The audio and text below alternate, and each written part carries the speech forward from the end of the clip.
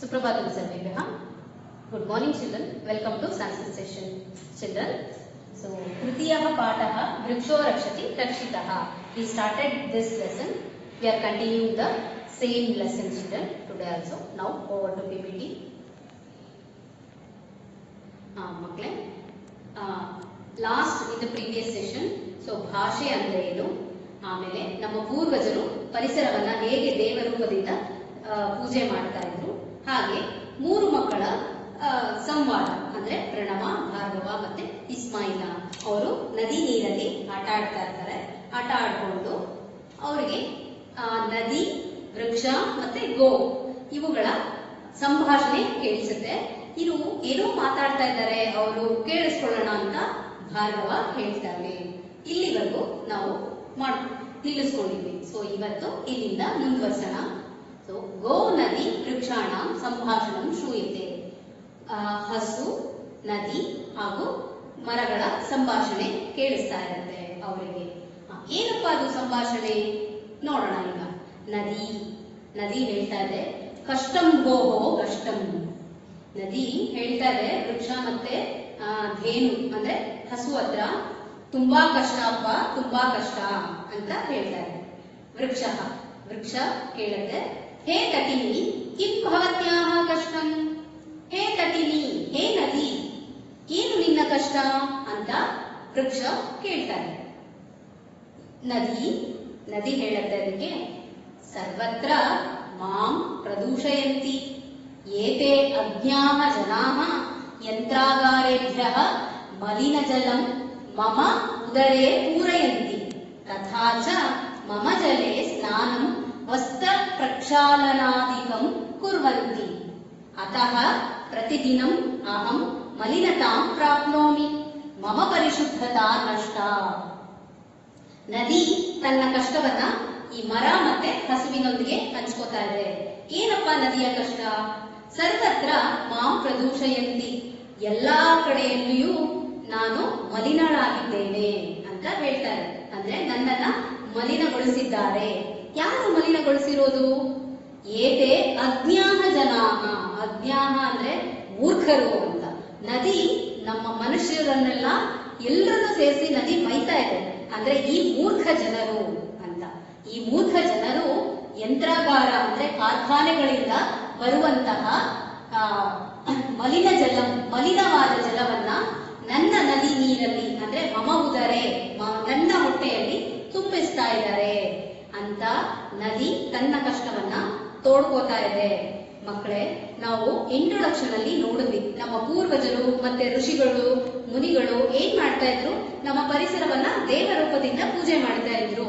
ಹಾಗೆ ನದಿಯನ್ನು ಕೂಡ ನಮ್ಮ ಪೂರ್ವಜರು ಪೂಜೆ ಮಾಡ್ತಾ ಇದ್ರು. ಹೇಗಪ್ಪ ಅಂದ್ರೆ ಅದಕ್ಕೆ ಉದಾಹರಣೆ, ಈಗಲೂ ಕೂಡ ನಾವು ವಾರಣಾಸಿಯಲ್ಲಿ ಅಂದ್ರೆ ಗಂಗಾ ಆರತಿಯನ್ನ ನೋಡ್ಬೋದು. ಮಕ್ಕಳೇ, ನೋಡಿದೀರಾ ನೀವು ಯಾರಾದ್ರೂ? ಶಂಕರ ಚಾನೆಲ್ ಅಲ್ಲಿ ದಿನ ಸಾಯಂಕಾಲ ತೋರಿಸ್ತಾರೆ ಗಂಗಾ ಆರತಿ ಅಂತ. ನೀವು ಅದನ್ನ ನೋಡಿದ್ರೆ ಗೊತ್ತಾಗತ್ತೆ ನದಿಯನ್ನ ಹೇಗೆ ಪೂಜೆ ಮಾಡ್ತಾರೆ, ಎಷ್ಟು ಭಕ್ತಿ ಭಾವದಿಂದ ಪೂಜೆ ಮಾಡ್ತಾರೆ ಅಂತ. ಆದ್ರೆ ಇವತ್ತು ನಾವೇನ್ ಮಾಡ್ತಾ ಇದೀವಿ? ನಾವು ಆ ನದಿ ನೀರನ್ನ ಕಲುಷಿತಗೊಳಿಸ್ತಾ ಇದೀವಿ. ಹೇಗೆ ಅಂದ್ರೆ ಕಾರ್ಖಾನೆಗಳಿಂದ ಬರುವಂತಹ ಮಲಿನ ನೀರನ್ನ ಆ ನದಿಯಲ್ಲಿ ಬಿಡೋದು, ಹಾಗೆ ಜಲೆ ಸ್ನಾನಂ ಅಂದ್ರೆ ನದಿ ನೀರಲ್ಲಿ ಸ್ನಾನ ಮಾಡಿ ನಮ್ಮ ಬಟ್ಟೆಗಳನ್ನೆಲ್ಲ ಅಲ್ಲೇ ಬಿಟ್ಬಿಡೋದು, ನದಿ ನೀರಲ್ಲೇ ಬಿಟ್ಬಿಡೋದು. ಆಮೇಲೆ ಮಲಮೂತ್ರ ವಿಸರ್ಜನೆಯನ್ನ ನದಿಯಲ್ಲೇ ಮಾಡೋದು, ಬಟ್ಟೆಗಳನ್ನೆಲ್ಲ ಸೋಪಿನಿಂದ ಎಲ್ಲ ಒಗೆಯೋದು ಆ ನದಿ ನೀರಲ್ಲಿ, ಅಲ್ಲೇ ಹೋಗೋದು. ಕೊಳೆ ಆಗಿದ್ದ ನೀರನ್ನು ಕೂಡ ನದಿಯಲ್ಲೇ ಬಿಟ್ಬಿಡೋದು. ಈ ತರ ತುಂಬಾ ಕಷ್ಟವನ್ನ ನದಿಗೆ ಕೊಡ್ತಾ ಇದೀವಿ. ಅಂದ್ರೆ ಈ ರೀತಿಯಾಗಿ ನಾವು ನದಿ ನೀರನ್ನ ಮಲಿನಗೊಳಿಸ್ತಾ ಇದೀವಿ. ಅದಕ್ಕೋಸ್ಕರ ಈ ನದಿ ಏನ್ ಮಾಡ್ತಾ ಇದೆ? ಮನುಷ್ಯರನ್ನ ಬೈತಾ ಇದೆ. ನದಿ ನೀರಲ್ಲಿ ಸ್ನಾನ ಮಾಡಿ ಅಲ್ಲೇ ಬಟ್ಟೆಗಳನ್ನೆಲ್ಲ ಹೋಗುದು, ಕಲುಷಿತಗೊಳಿಸಿ ಎಲ್ಲ ಮಾಡ್ತಾ ಇದ್ದಾರೆ. ಆದ್ದರಿಂದ ಪ್ರತಿದಿನಂ ಅಹಂ ಮಲಿನತಾಂ ಪ್ರಾಪ್ನೋಮಿ. ಹಾಗಾಗಿ ನಾನು ದಿನನಿತ್ಯವೂ ಮಲಿನ ಆಗ್ತಾನೇ ಇದ್ದೀನಿ. ಮಮ ಪರಿಶುದ್ಧತಾ ನಷ್ಟ, ನನ್ನ ಪರಿಶುದ್ಧತೆ ಏನಿತ್ತೋ ಅದೆಲ್ಲ ನಾಶ ಆಗೋಗಿದೆ. ನಿಜ ಅಲ್ವಾ ಮಕ್ಕಳೇ? ನಾವಿವತ್ತು ಶುದ್ಧವಾದ ನೀರನ್ನ ಕುಡಿಯಕ್ಕಾಗತ್ತಾ? ನಾವೇ ಎಲ್ಲ ನೀರನ್ನು ಕೂಡ ಮಲಿನಗೊಳಿಸ್ಬಿಟ್ಟಿದೀವಿ. ನಾವು ಹಾಗೆಲ್ಲ ಮಾಡಬಾರದು. ನಾವು ಆ ಮಲಿನತೆಯನ್ನ ನಿವಾರಿಸಬೇಕು. ಅದಕ್ಕೋಸ್ಕರ ಈ ಪ್ರಧಾನಮಂತ್ರಿ ಮೋದಿ ಏನ್ ಮಾಡಿದ್ರು, ಸ್ವಚ್ಛ ಭಾರತ್ ಅಭಿಯಾನ್ ಅಂತ ಒಂದು ಮಾಡಿದ್ರಲ್ವಾ. ಸ್ವಚ್ಛ ಭಾರತ್ ಅಭಿಯಾನಲ್ಲಿ ಮೊದಲು ಅವರು ಕೈಗೆತ್ತಿಕೊಂಡಿದ್ದು ಯಾವುದು ಗೊತ್ತಾ? ಸ್ವಚ್ಛತಾ ಗಂಗಾ ಸ್ವಚ್ಛತಾ, ಗಂಗಾ ನದಿ ನೀರನ್ನ ಸ್ವಚ್ಛತೆಗೊಳಿಸುವಂತದ್ದೇ ಅವರ ಮೊದಲನೇ ಅಭಿಯಾನ ಆಗಿತ್ತು. ಗಂಗಾ ನದಿಯಲ್ಲಿ ಏನ್ ಮಾಡ್ತಾ ಇದ್ರು, ಗಂಗಾ ನದಿಯ ಪಕ್ಕದಲ್ಲೇ ಒಂದು ಸ್ಮಶಾನ ಇದೆಯಂತೆ. ಅಲ್ಲಿ ಏನ್ ಮಾಡ್ತಾ ಇದ್ರು, ಅಲ್ಲಿ ತಂದಂತಹ ಹೆಣಗಳನ್ನೆಲ್ಲ ನದಿ ನೀರಲ್ಲಿ ಬಿಟ್ಬಿಡ್ತಾ ಇದ್ರಂತೆ. ಆ ಹೆಣಗಳನ್ನ ನದಿ ನೀರಲ್ಲಿ ಯಾರಾದ್ರೂ ಬಿಡ್ತಾರ ಮಕ್ಕಳೇ? ಬಿಡಬಾರ್ದಲ್ವಾ? ಅದನ್ನೆಲ್ಲ ಬಿಟ್ಟು ಮಲಿನಗೊಳಿಸ್ಬಿಟ್ಟಿದ್ರು. ಆಗ ಅಲ್ಲಿ ಯಾರು ಕೂಡ ಹೆಣಗಳನ್ನಾಗ್ಲಿ ಬಟ್ಟೆಗಳನ್ನಾಗ್ಲಿ ಏನೂ ಮಲಿನತೆಯನ್ನ ಮಾಡಬಾರದು ಅಂತ ಮಾಡಿ ಗಂಗಾ ಸ್ವಚ್ಛತಾ ಅಭಿಯಾನದಿಂದ ಈಗ ಗಂಗಾ ನದಿ ಮಲಿನತೆಯಿಂದ ಮುಕ್ತಳಾಗಿದ್ದಾರೆ. ಹಾಗೆ ಇನ್ನೊಂದು ಉದಾಹರಣೆ ಏನಪ್ಪಾ ಅಂದ್ರೆ ಚಕ್ರವರ್ತಿ ಸೂಲಿಬೆಲೆಯವರು. ಅವರು ಬೆಂಗಳೂರು, ನಮ್ಮ ಬೆಂಗಳೂರು ಅಲ್ಲಿ, ನಮ್ಮ ಬೆಂಗಳೂರಲ್ಲಿ ವೃಷಭಾವತಿ ಅನ್ನುವಂತಹ ನದಿ ಇದೆ ಅಂತ ಯಾರಿಗಾದ್ರೂ ಗೊತ್ತಿದೆಯಾ ಮಕ್ಕಳೇ ನಿಮ್ಗೆ? ವೃಷಭಾವತಿ ಅನ್ನುವಂತಹ ನದಿ ಹರಿತಾ ಇದೆ, ಅದು ಯಾರಿಗೂ ಗೊತ್ತೇ ಇಲ್ಲ. ನಾವೇನ್ ಮಾಡಿದ್ವಿ, ನಗರೀಕರಣದಿಂದ, ಈ ಆಧುನಿಕತೆಯಿಂದ, ಆ ನಮ್ಮ ದೊಡ್ಡ ದೊಡ್ಡ ರಾಜ ಕಾಲುವೆಗಳಿಂದ ಚರಂಡಿಯ ನೀರು, ಮೋರಿಯ ನೀರನ್ನೆಲ್ಲ ನಾವು ಆ ವೃಷಭಾವತಿ ನದಿಗೆ ಬಿಟ್ಬಿಟ್ಟಿದೀವಿ. ಆದ್ರೆ ಈ ವರ್ಷ ಚಕ್ರವರ್ತಿ ಸೂಲಿಬೆಲೆಯವರು ಯುವ ಬ್ರಿಗೇಡ್ನ ಮುಖ್ಯಸ್ಥ, ಅವರು ಅದರ ಸಂಸ್ಥಾಪಕ ಕೂಡ. ಅವರು ಏನ್ ಮಾಡಿದ್ರು, ವೃಷಭಾವತಿ ನದಿಯಲ್ಲಿ ಅದನ್ನೆಲ್ಲ ಸ್ವಚ್ಛಗೊಳಿಸುವಂತಹ ಕಾರ್ಯ ಮಾಡಿದ್ರು. ಅದೇ ರೀತಿ ಸೂಲಿಬೆಲೆಯವರು ತುಂಗಭದ್ರಾ ನದಿಯ ನೀರನ್ನು ಕೂಡ ಸ್ವಚ್ಛತೆ ಮಾಡಿದ್ರು. ಧರ್ಮಸ್ಥಳದ ನೇತ್ರಾವತಿಯ ನೀರನ್ನು ಕೂಡ ಮಲಿನತೆಯಿಂದ ಮುಕ್ತಗೊಳಿಸಿದ್ರು. ಇವರೆಲ್ಲ ನಮ್ಗೆ ಆದರ್ಶ ವ್ಯಕ್ತಿಗಳು ಮಕ್ಕಳೇ. ನಾವು ಕೂಡ ಅವರ ರೀತಿ ಮಲಿನವಾಗಿರುವುದನ್ನ ಸ್ವಚ್ಛತೆಯ ಕಡೆಗೆ ನಾವು ತಗೊಂಡು ಹೋಗ್ಬೇಕು. ಆ ಸ್ವಚ್ಛತಾ ಕಾರ್ಯದಲ್ಲಿ ನಾವು ಕೂಡ ಭಾಗಿಯಾಗಬೇಕು. ಆದಷ್ಟು ನಾವು ಏನ್ ಮಾಡ್ಬೇಕು, ಮಲಿನವನ್ನ ಮಾಡದೇ ಇರುವ ತರ ನಾವು ಪರಿಹಾರಗಳನ್ನ ಕಂಡುಕೊಳ್ಬೇಕು. ಇಲ್ಲಾಂದ್ರೆ ನೋಡಿ ಮಕ್ಕಳೇ, ನದಿ ಅಜ್ಞಾನ ಜನಾಹ ಅಂತ ಜನಗಳನ್ನ ಬೈತಾ ಇದೆ, ಅಂದ್ರೆ ಮೂರ್ಖ ಜನರು ಅಂತ. ನಾವು ಆ ರೀತಿ ಎಲ್ಲ ಮಾಡಬಾರ್ದಲ್ವಾ? ನೋಡೋಣ ಮುಂದೆ. ಇಲ್ಲಿ ನೋಡಿ ಮಕ್ಕಳೇ, ತಟಿನಿ ನದಿ, ನದಿ ಅಂದ್ರೆ ರಿವರ್, ಮೀನ್. ನದಿ, ತಟಿನಿ ಸಮಾನಾರ್ಥಕ ಪದಗಳು. ನೆಕ್ಸ್ಟ್ ಧೇನು. ಧೇನು ಹೇಳ್ತಾ ಇದೆ ನದಿಯ ಕಷ್ಟವನ್ನ ಕೇಳಿಸ್ಕೊಂಡು ಧೇನು ಏನ್ ಹೇಳುತ್ತೆ ನೋಡೋಣ. ಧೇನು ತರಂಗಿಣಿ ಅಹಮಪಿ ಭವತ್ ಸದೃಶೀ ಏವ ಪಶ್ಯತು ಮಮ ಕ್ಷೀರಂ ಜೀವಿನಾಂ ಉತ್ತಮಃ ಆಹಾರಃ ಗೋಮೂತ್ರ ಗೋಮಯಾದಯಃ ಕೃಷಿ ಕಾರ್ಯೇ ಔಷಧ ಕ್ಷೇತ್ರೇ ಚ ಲೋಕೇಭ್ಯಃ ಉಪಯೋಗಾಯ ಭವಂತಿ ತಥಾಪಿ ಜನಾಃ ಮಾಂ ಹಿಂಸಯಂತಿ. ಇಲ್ಲೂ ಕೂಡ ನೋಡಿ ಮಕ್ಕಳೇ, ಧೇನು ಹಸು ಕೂಡ ತನ್ನ ಕಷ್ಟವನ್ನ ಹೇಳ್ತಾ ಇದೆ. ಅಂದ್ರೆ ಈ ಮನುಷ್ಯರು ಹಸುವನ್ನು ಕೂಡ ತುಂಬಾ ಹಿಂಸಿಸುತ್ತಾ ಇದ್ದಾರೆ ಅನ್ನೋದನ್ನ ಧೇನು ಈ ರೀತಿ ಹೇಳ್ತಾ ಇದೆ. ನಾವು ಹಸುವನ್ನ, ನಮ್ಮ ಪೂರ್ವಜರು ಏನ್ ಮಾಡ್ತಾ ಇದ್ರು, ಬೆಳಗ್ಗೆ ಎದ್ದ ತಕ್ಷಣ ಗೋಶಾಲೆಗೆ ಹೋಗಿ, ಅಂದ್ರೆ ಹಸು ಇದ್ರೆ ಹಸುವನ್ನ ಪೂಜೆ ಮಾಡ್ತಾ ಇದ್ರು. ಗಾವೋ ಲೋಕಸ್ಯ ಮಾತರಃ ಅಂತ ಹೇಳ್ತಾರೆ ಮಕ್ಕಳು. ಅಂದ್ರೆ ಗೋವುಗಳೇ ನಮ್ಮ ಲೋಕದ ತಾಯಂದಿರು, ನಮ್ಮನ್ನೆಲ್ಲ ತಾಯಿಯ ರೀತಿ ಸಲಹುವಂತವು ಗೋವುಗಳು. ಯಾಕೆ ಆ ರೀತಿ ಹೇಳ್ತಾ ಇದ್ರು ಅಂದ್ರೆ, ಹಸುವಿನಿಂದ ಬರುವಂತಹ ಗೋಮೂತ್ರ ಮತ್ತೆ ಗೋಮಯ, ಅದಾದ್ಮೇಲೆ ಹಾಲು, ಮೊಸರು, ತುಪ್ಪ, ಇದಿಷ್ಟು ಕೂಡ ತುಂಬಾ ಒಳ್ಳೇದು ಮಕ್ಕಳೇ, ಎಲ್ಲರಿಗೂ ತುಂಬಾ ಒಳ್ಳೇದು. ಹಾಲು ನಮ್ಗೆ ಪೌಷ್ಟಿಕ ಆಹಾರ ಅಂತ ಹೇಳ್ತೀವಿ. ಹಾಗೆ ಮೊಸರು ಕೂಡ ಭೋಜನಾಂತೇಚ ಕಿಂ ಪಥ್ಯಂ ಅಂತಾನೆ ಹೇಳಿದ್ದಾರೆ. ತಕ್ರಂ ಮೊಸರು, ಯಾವಾಗಲೂ ನಾವು ಊಟದ ನಂತರ ಮೊಸರು ಮಜ್ಜಿಗೆಯನ್ನ ತಿನ್ಬೇಕು, ತಿಂದ್ರೆ ನಮ್ಮ ಆರೋಗ್ಯಕ್ಕೆ ಒಳ್ಳೆಯದು ಅಂತ ಆಯುರ್ವೇದದಲ್ಲಿ ಹೇಳ್ತಾರೆ. ಆಯುರ್ಘೃತಂ ಅಂದ್ರೆ ನಮ್ಮ ತುಪ್ಪ ಏನಿದೆಯೋ, ಹಸುವಿನ ತುಪ್ಪ ಏನಿದೆಯೋ ಆ ತುಪ್ಪ ನಮ್ಮ ಆಯುಸ್ಸನ್ನ ವರ್ಧಿಸುತ್ತೆ ಅಂತ ಆಯುರ್ವೇದದಲ್ಲಿ ಹೇಳಿದೆ. ಹಾಗೆ ಹಸುವಿನಿಂದ ಬರುವಂತಹ ಸಗಣಿಯಿಂದ ಬೆರಡಿಯನ್ನ ಮಾಡ್ತಾರೆ. ಬೆರಡಿ ಅಂದ್ರೆ ಅದು ಒಂದು ಇಂಧನ, ಉರುವಲು, ಅಂದ್ರೆ ಅದನ್ನ ಒಲೆಯನ್ನ ಉರಿಸೋದಕ್ಕೋಸ್ಕರ ಬಳಸ್ತಾ ಇದ್ರು. ಹಾಗೆ ಹೋಮಕ್ಕೆ ಕೂಡ ಅದನ್ನ ಉಪಯೋಗಿಸ್ತಾ ಇದ್ರು. ಹೋಮಗಳೆಲ್ಲ ಮಾಡುವಾಗ ದೇವಸ್ಥಾನಗಳಲ್ಲಿ ಆ ಬೆರಡಿಯನ್ನ ಉಪಯೋಗಿಸ್ತಾರೆ. ಸಗಣಿಯನ್ನು ಕೂಡ ನೆಲಕ್ಕೆ ಸಾರಿಸೋದಕ್ಕೆ ಉಪಯೋಗಿಸ್ತಾರೆ.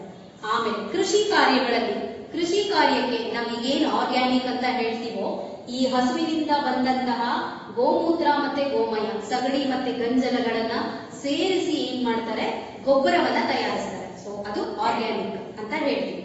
ಸೊ ಸೊ ಅದನ್ನ ಕೃಷಿ ಕಾರ್ಯದಲ್ಲಿ ಉಪಯೋಗಿಸ್ತಾ ಇದ್ರು. ಹಾಗೆ ಔಷಧ ಕ್ಷೇತ್ರದಲ್ಲಿ ಈಗ ಗೋಮೂತ್ರವನ್ನ ಬಳಸ್ತಾ ಇದ್ದಾರೆ. ಗೋಮೂತ್ರ, ತುಪ್ಪ, ಹಾಲು ಮತ್ತೆ ಮೊಸರು ಇದಿಷ್ಟನ್ನು ಕೂಡ ಔಷಧಗಳಲ್ಲಿ ಬಳಸ್ತಾರೆ. ಸೊ ಇದೆಷ್ಟೆಲ್ಲ ಮಾಡಿಕೊಂಡಂತಹ ಮನುಷ್ಯ ಆಧುನಿಕತೆಯ ಕಾರಣದಿಂದ, ನಾಗರೀಕರಣ ಕಾರಣದಿಂದ ಏನ್ ಮಾಡಿದಾನೆ, ಹಸುಗಳನ್ನ ಹಿಂಸಿಸುವ ಮಟ್ಟಕ್ಕೆ ತಲುಪಿದ್ದಾನೆ. ಅದಕ್ಕೋಸ್ಕರ ಇದೇನು ಏನ್ ಮಾಡ್ತಾ ಇದೆ, ಮನುಷ್ಯರನ್ನ ಬೈತಾ ಇದೆ. ಏನಂತ ಬೈತಾ ಇದೆ ಅಂತ ನೋಡೋಣ. ತರಂಗಿಣಿ, ಹೇ ನದಿ, ನೋಡಿ ಮಕ್ಕಳೇ, ತರಂಗಿಣಿ, ತಟಿನಿ, ನದಿ ಇದಿಷ್ಟು ಪರ್ಯಾಯ ಪದ. ಅಹಮಪಿ ಭವಸದೃಶಿ ಏವ, ನಾನು ಕೂಡ ನಿನ್ನಂತೆಯೇ ಹಿಂಸೆಗೆ ಒಳಪಟ್ಟಿದ್ದೇನೆ ಅಂತ ಧೇನು ಹೇಳ್ತಾರೆ. ಪಶ್ಯತು ಮಮ ಕ್ಷೀರಂ ಜೀವಿನಾಂ ಉತ್ತಮ ಆಹಾರ, ನೋಡು ನನ್ನ ಹಾಲು ಉತ್ತಮ ಆಹಾರ ಆಗಿದೆ.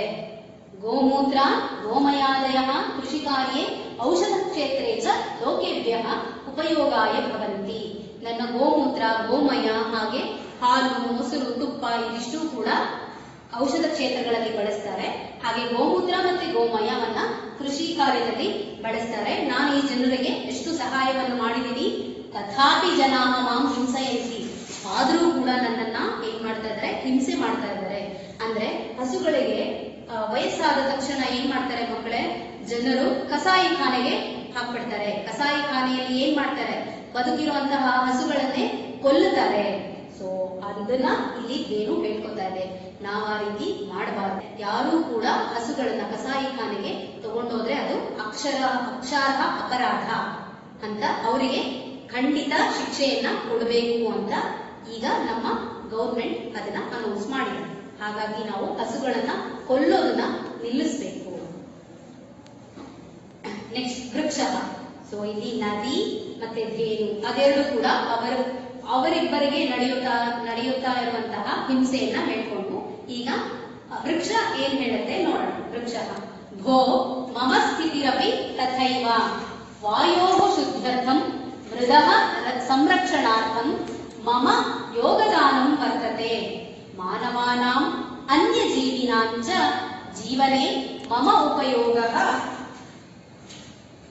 ಅವಶ್ಯಮೇವ ತಥಾಪಿ ಮಾಂ ಪೀಡಯಂತಿ ಕರ್ತಯಂತಿ ಚ ತೇನ ಮಮ ಸಂಕುಲಮೇವ ನಾಶಯಂತಿ. ಇಲ್ಲಿ ನೋಡಿ ಮಕ್ಕಳೇ, ವೃಕ್ಷ ಈ ಮರ ಕೂಡ ಹೇಳ್ಕೊತಾ ಇದೆ. ಏನಪ್ಪಾ ಅಂದ್ರೆ ಭೋ ಮಮ ಸ್ಥಿತಿರಪಿ ತಥೈವ, ನನ್ನ ಸ್ಥಿತಿನೂ ಕೂಡ ಹಾಗೇ ಇದೆ. ಈ ಮನುಷ್ಯ ಯಾರನ್ನೂ ಕೂಡ ಬಿಟ್ಟಿಲ್ಲ, ಎಲ್ರಿಗೂ ಕೂಡ ಹಿಂಸೆಯನ್ನ ಕೊಡ್ತಾನೆ ಬಂದಿದ್ದಾನೆ. ವಾಯೋಃ ಶುದ್ಧ್ಯರ್ಥಂ ಮೃದಃ ಸಂರಕ್ಷಣಾರ್ಥಂ ಮಮ ಯೋಗದಾನಂ ವರ್ತತೆ. ನನ್ನ ಯೋಗದಾನ ವಾಯುವನ್ನು ಶುದ್ಧಿ ಮಾಡೋದು, ಹಾಗೆ ಮಣ್ಣಿನ ಸಂರಕ್ಷಣೆಯನ್ನ ಮಾಡೋದ್ರಲ್ಲಿ ನನ್ನ ಯೋಗದಾನ ಇದೆ. ಮರಗಳಿಂದ ಬೇರೆ ಏನೇನು ಉಪಯೋಗಗಳಿದೆ ಮಕ್ಕಳೇ? ಮರದಿಂದ ನಮಗೆ, ಮರ ಅಂದಿದ ತಕ್ಷಣ ಮೊದಲು ಏನ್ ಮಾಡತ್ತೆ, ನಮ್ಮ ಗಾಳಿಯನ್ನ ಶುದ್ಧಿ ಮಾಡತ್ತೆ. ನಾವು ಉಸಿರಾಡುವಂತಹ ಗಾಳಿಯನ್ನ ಶುದ್ಧಿ ಮಾಡತ್ತೆ. ಹೇಗೆ ಅಂದ್ರೆ, ಮರಗಳು ಯಾವಾಗಲೂ ಆಮ್ಲಜನಕವನ್ನ ಅದನ್ನ ಕೊಡುತ್ತೆ ನಮಗೆಲ್ಲರಿಗೂ. ಹಾಗಾಗಿ ನಮ್ಮ ವಾತಾವರಣದಲ್ಲಿರುವಂತಹ ಗಾಳಿ ಶುದ್ಧಿ ಆಗತ್ತೆ. ನಾವು ಜಾಸ್ತಿ ಮರಗಳನ್ನ ಬೆಳೆಸಿದ್ರೆ ಅದು ಆಮ್ಲಜನಕದ ಪ್ರಮಾಣ ಹೆಚ್ಚಾಗಿ ಗಾಳಿ ಶುದ್ಧಿ ಆಗತ್ತೆ. ನಾವು ಮರಗಳನ್ನ ಕತ್ತರಿಸಿದ್ರೆ ಏನಾಗುತ್ತೆ ಮಕ್ಕಳೇ? ಇಂಗಾಲದ ಡೈಆಕ್ಸೈಡ್ ಅಂದ್ರೆ ಕಾರ್ಬನ್ ಡೈಆಕ್ಸೈಡ್ ಜಾಸ್ತಿ ಆಗತ್ತೆ, ನಮಗೆ ಉಸಿರಾಡೋದಕ್ಕೆ ಕಷ್ಟ ಆಗತ್ತೆ. ಜಾಗತಿಕ ತಾಪಮಾನ, ವಾತಾವರಣದಲ್ಲಿರುವಂತಹ ಜಾಗತಿಕ ತಾಪಮಾನ ಜಾಸ್ತಿ ಆಗತ್ತೆ. ಇದೆಲ್ಲ ಜಾಸ್ತಿ ಆದ್ಮೇಲೆ ಆಟೋಮೆಟಿಕ್ ಆಗಿ ಏನಾಗತ್ತೆ, ನಮಗೆ ವೃಕ್ಷಾಣಾಂ ನಾಶಃ ಮನುಷ್ಯಾಣಾಮಪಿ ನಾಶಃ ಏವ. ಅಂದ್ರೆ ಮರಗಳ ನಾಶ ಆದ್ರೆ ಮನುಷ್ಯನ ನಾಶನೂ ಕೂಡ ಸಿದ್ಧ ಅನ್ನೋದು ನಮ್ಗೆ ಇದರಿಂದ ಅರ್ಥ ಆಗತ್ತೆ. ಅದಕ್ಕೋಸ್ಕರ ನಮ್ಮ ಪೂರ್ವಜರು ಏನ್ ಮಾಡ್ತಾ ಇದ್ರು, ಅರಳಿ ಮರವನ್ನ ಬೆಳಗ್ಗೆ 5 ಗಂಟೆಗೆ ಎದ್ದು ಅಶ್ವತ್ಥ ವೃಕ್ಷ ಅಂತ ಹೇಳ್ತೀವಲ್ವಾ, ಅರಳಿ ಮರವನ್ನ ಪೂಜೆ ಮಾಡಿ ನಾವು ಅದಕ್ಕೆ ಪ್ರದಕ್ಷಿಣೆ ಮಾಡಬೇಕು ಅಂತ ಹೇಳ್ತಾ ಇದ್ರು. ಯಾಕಪ್ಪ ಅಂದ್ರೆ ಅರಳಿ ಮರ ನಮಗೆ ಆಕ್ಸಿಜನ್ ಪ್ರಮಾಣ, ಆಮ್ಲಜನಕದ ಪ್ರಮಾಣವನ್ನ ಜಾಸ್ತಿ ಕೊಡುತ್ತೆ. ಅದಕ್ಕೋಸ್ಕರ ನಾವು ಬೆಳಗ್ಗೆ ಎದ್ದು ಅದನ್ನ ಪೂಜೆ ಮಾಡಿ ಪ್ರದಕ್ಷಿಣೆ ಮಾಡಬೇಕು.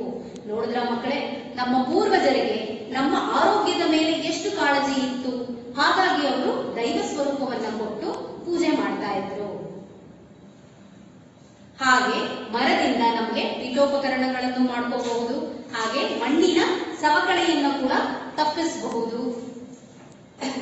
ಇಷ್ಟೆಲ್ಲ ಮಾಡಬಹುದು. ಇಷ್ಟೆಲ್ಲ ಉಪಯೋಗ ಇದ್ರೂ ಕೂಡ, ಇಷ್ಟೆಲ್ಲ ನಾನು ಯೋಗದಾನ ಕೊಟ್ಟರು ಕೂಡ ಈ ಮನುಷ್ಯ ಏನ್ ಮಾಡ್ತಾ ಇದ್ದಾನೆ, ನನ್ನನ್ನ ಕತ್ತರಿಸ್ತಾ ಇದ್ದಾನೆ, ನಾಶ ಮಾಡ್ತಾ ಇದ್ದಾನೆ ಅಂತ ವೃಕ್ಷ ತನ್ನ ಕಷ್ಟವನ್ನ ಹೇಳ್ಕೊತಾ ಇದೆ.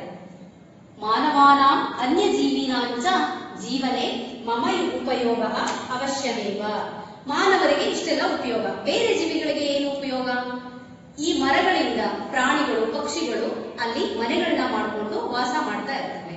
ಹಾಗೆ ಈ ಗಿಡ ಮತ್ತು ಮರಗಳಿಂದ ಹಣ್ಣುಗಳನ್ನೆಲ್ಲ ಪ್ರಾಣಿ ಪಕ್ಷಿಗಳು ತಿನ್ನುತ್ತವೆ. ಹಾಗೆ ಮನುಷ್ಯರು ಕೂಡ ನಾವು ತಿಂತೀವಿ.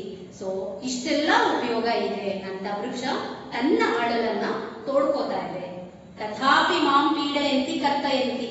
ಆದರೂ ಸಹ ಈ ಮನುಷ್ಯ ಏನ್ ಮಾಡ್ತಾ ಇದ್ದಾನೆ, ತನ್ನ ದುರಾಸೆಗೋಸ್ಕರ, ಆಧುನೀಕರಣತೆಗೋಸ್ಕರ, ನಗರೀಕರಣತೆಗೋಸ್ಕರ ಏನ್ ಮಾಡ್ತಾ ಇದ್ದಾರೆ, ನನ್ನನ್ನ ಹಿಂಸೆ ಕೊಟ್ಟು ನನ್ನನ್ನ ಕತ್ತರಿಸ್ತಾ ಇದ್ದಾನೆ. ತೇನ ಮಮ ಸಂಕುಲಮೇವ ನಾಶಯಂತಿ. ಅವನಿಂದ ನನ್ನ ಇಡೀ ಸಂಕುಲವೇ ಅಂದ್ರೆ ಅರಣ್ಯ ನಾಶನೇ ಆಗೋಗಿದೆ, ಅದನ್ನ ಮಾಡ್ಬಿಟ್ಟಿದ್ದಾನೆ ಈಗಾಗ್ಲೇ ಅಂತ ವೃಕ್ಷ ತನ್ನ ಕಷ್ಟವನ್ನ ತೋಡ್ಕೊಳ್ತಾ ಇದೆ. ಧೇನು ಸತ್ಯಂ ಅಸ್ಯ ಪರಿಣಾಮಃ ಸರ್ವತ್ರ ದೃಶ್ಯತೆ ಕುತ್ರಾಪಿ ಶುದ್ಧಾಹಾರಃ ನ ಲಭ್ಯತೆ. ಧೇನು ನೋಡಿ, ಗೋ ಎಷ್ಟು ತುಂಬಾ ವಿನಮ್ರತೆಯಿಂದ ಹೇಳ್ತಾ ಇದೆ ಅಂದ್ರೆ ಸತ್ಯಂ, ಅದು ನಿಜವಾಗ್ಲೂ ಸತ್ಯನೇ. ಅದಕ್ಕೆ ಪರಿಣಾಮ ಖಂಡಿತ ಎಲ್ಲಾ ಕಡೆ ನಾವು ನೋಡ್ತಾ ಇದೀವಿ. ಹೌದಲ್ವಾ ಮಕ್ಕಳೇ? ನಮ್ಗೆ ಶುದ್ಧ ಆಹಾರ ಸಿಗ್ತಾ ಇದೆಯಾ? ಶುದ್ಧ ಗಾಳಿ ಸಿಗ್ತಾ ಇದೆಯಾ? ಶುದ್ಧವಾದಂತ ನೀರು ಸಿಗ್ತಾ ಇದೆಯಾ? ಇಲ್ಲ ಅಲ್ವಾ? ಸೊ ಎಲ್ಲಾ ಮಲಿನವಾಗಿ ಹೋಗಿದೆ. ಅದನ್ನ ಧೇನು ಹೇಳ್ತಾ ಇದೆ. ಅದರ ಪರಿಣಾಮ ಯಾವಾಗ ನದಿ, ವೃಕ್ಷ ಮತ್ತೆ ಗೋ ಇದಕ್ಕೆ ಮನುಷ್ಯ ಹಿಂಸೆಯನ್ನ ಕೊಟ್ಟನೋ ಆವಾಗಿಂದ ಅವನಿಗೆ ಶುದ್ಧ ಆಹಾರನೇ ಸಿಗ್ತಾ ಇಲ್ಲ. ಅದನ್ನ ಈಗಾಗಲೇ ನಾವು ನೋಡ್ತಾ ಇದ್ದೀವಿ.